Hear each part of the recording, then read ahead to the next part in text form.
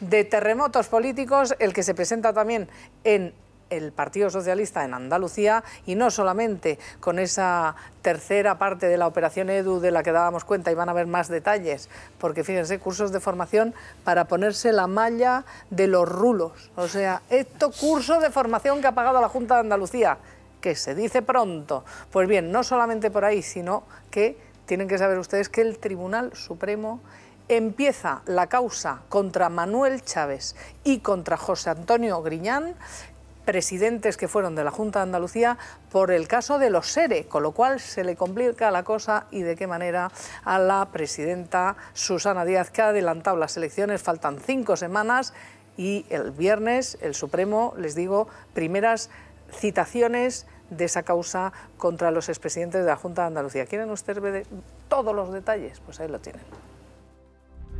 Susana Díaz lo tiene claro. Quien haya defraudado a la administración pública, que lo crujan. Pero los casos de corrupción de la Junta la acorralan.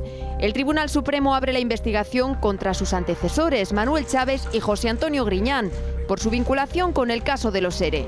Este viernes comparecen los peritos que elaboraron los informes para la jueza Laya, en los que se deduce que era imposible que los dos expresidentes desconocieran el fraude. Porque según el informe, los interventores de Hacienda advirtieron a la Junta de Andalucía hasta el hartazgo y la saciedad de que la Consejería de Empleo estaba concediendo subvenciones de manera ilegal.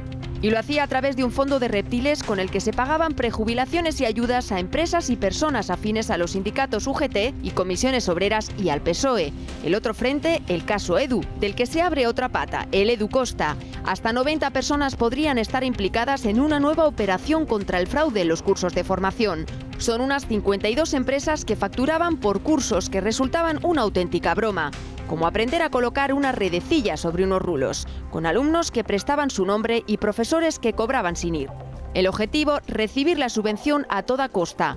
Hoy Libertad Digital publica 8 informes que muestran cómo Susana Díaz conocía las irregularidades de las subvenciones desde 2014, pero no informó al Parlamento. Así que ahí lo tienen, que le crujan, dice Susana Díaz, pero una por una. 8 informes tiene ella encima de la mesa, que los aporta perfectamente Libertad Digital, y dice que lo tiene desde el año pasado y no ha crujido nadie, que sepamos. Se ha negado a decir la cantidad que está reclamando ya a estas alturas la Junta de Andalucía por esos cursos de formación inexistentes o con irregularidades. No aporta datos. Eso sí, convoca elecciones pensando que le va a salir bien la jugada, y mi pregunta es, ¿le va a salir bien la jugada a Susana Díaz con todas estas causas? Las encuestas dicen que bien no le va a salir a nadie, porque va a perder mucho voto tanto el Partido Socialista como el Partido Popular, pero las últimas encuestas que conocemos dicen que va a ganar el Partido Socialista, cosa que no ocurrió en las últimas elecciones. Yo creo que le va a salir bien en el sentido de que cuanto más se tarde en votar en Andalucía, peor le saldría. Así que en ese sentido yo creo que la jugada política está bien hecha. Y luego, pero no sé si contaba con que el Supremo iniciara la instrucción de la causa este viernes. Es que yo me temo, Isa, y es muy duro lo que voy a decir, pero es que yo me temo que la corrupción en Andalucía no le pasa factura al PSOE.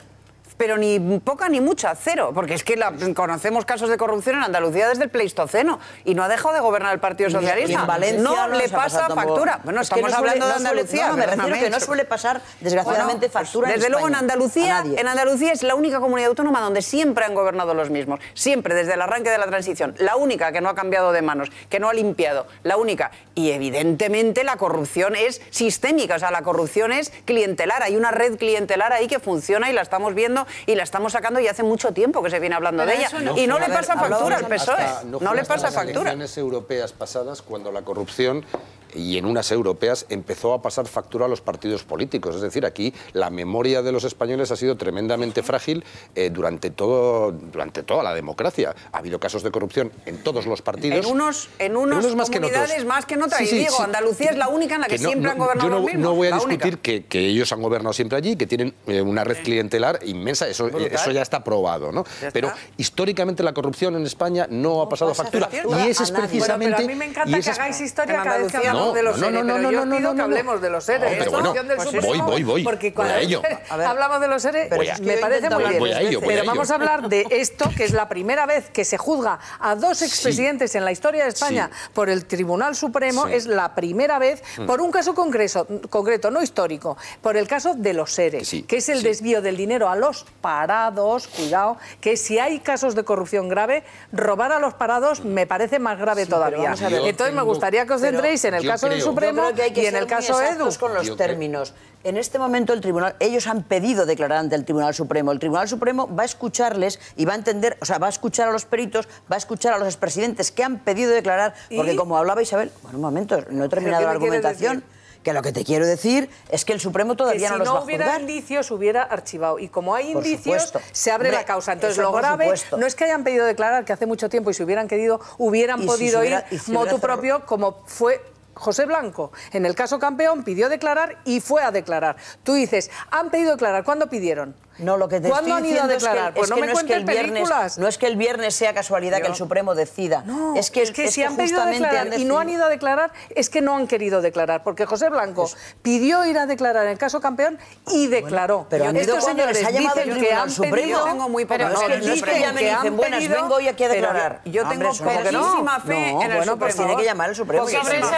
Poquísima fe en el Supremo. Sí, de hecho archivó el caso Campeón. Hay algunas personas que están señalando, y estoy pensando, por ejemplo, Ángel Expósito esta mañana en COPE ha hablado de fuentes suyas, según las cuales el Supremo, y cito a Ángel Expósito porque yo no tengo esas fuentes, según las cuales el Supremo no decidiría, estaría por no dar ningún paso y no tomar ninguna decisión hasta después de las elecciones, para que no se entendiera esa actuación como un intento de influencia en las elecciones.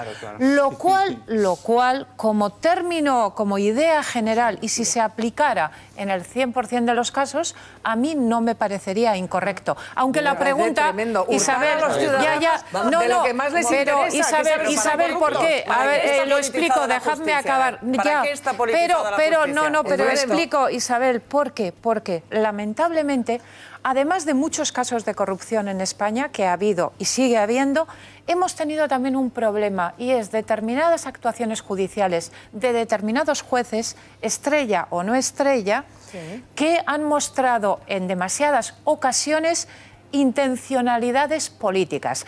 Para evitar ese problema, que yo no quiero decir que afecte a todos los jueces, ni mucho menos, son unos cuantos solamente, y ha ocurrido en el pasado, como medida general eso no me parecería mal. Estoy hablando en hipotético. Ahora bien, también añado una pregunta al final. ¿Y por qué no ha actuado hasta ahora?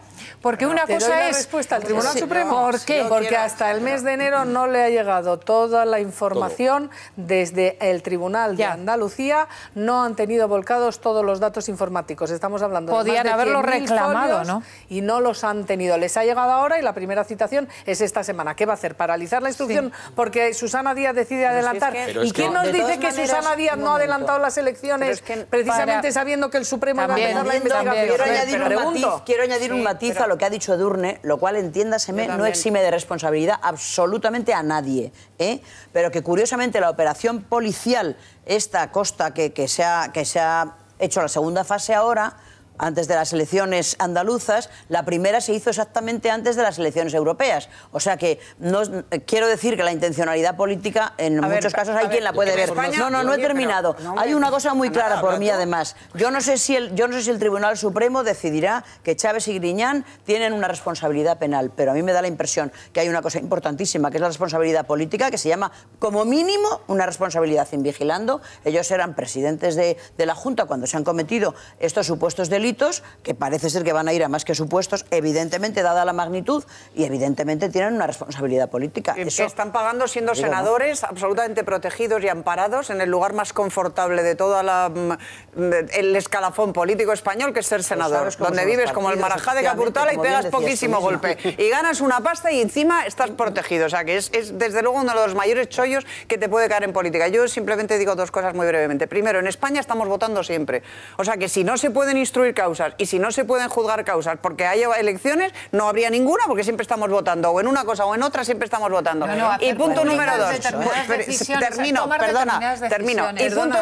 Y punto número dos. Aquí la política está la justicia está politizada para algo, no nos engañemos. Aquí tanto el Partido Socialista, que fue el que la politizó, como el Partido Popular, que la ha mantenido politizada, tiene el máximo interés en controlar a los jueces del Supremo, de las audiencias provinciales, de las grandes salas, etcétera, porque cuando llegan casos como estos pueden tirar de sus contactos, y por eso están aforados la mayoría de los políticos ante el Supremo, y por eso los miembros del Supremo son elegidos por el Consejo General del Poder Judicial, que a su vez es elegido por los políticos. O sea, y esto ocurre por algo. ¿Quién nos dice que por es algo? antes el huevo o la gallina? Vamos a ver, si el motivo por el que el Supremo no ha empezado la instrucción hasta este viernes es porque no le ha llegado la información y la justicia depende administrativamente de cada comunidad autónoma, yo me planteo que es lícito.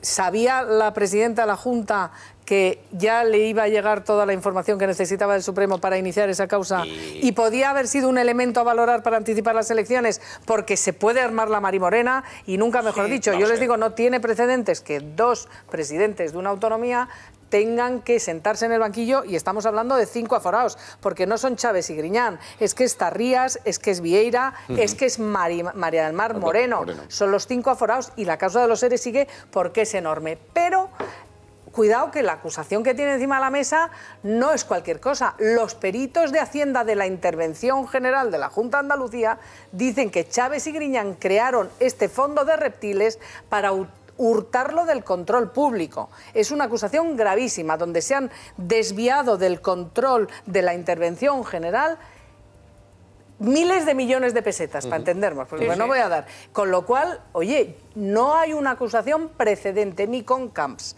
que tenga precedente, ni con Camps, ni con nadie, que la acusación sea tan gorda como la que tienen ahora los expresidentes de la Junta de Andalucía en el Tribunal Supremo. Con lo cual, los Puyol por Iglesia, hacemos historia. Y me regañabas porque me iba por otro lado. No. Evidentemente, no, es una broma. Evidentemente Susana Díaz contaba con que estas cosas iban a pasar. Evidentemente, en la hoja de ruta de Susana Díaz, que la componen distintos vectores, está el vector de la causa del fraude en los cursos del presunto fraude en los cursos de formación, está el vector de sus aspiraciones políticas de carácter nacional, está el vector de saber los resultados de las municipales y autonómicas y ver si se puede aguantar el liderazgo de Pedro Sánchez o no.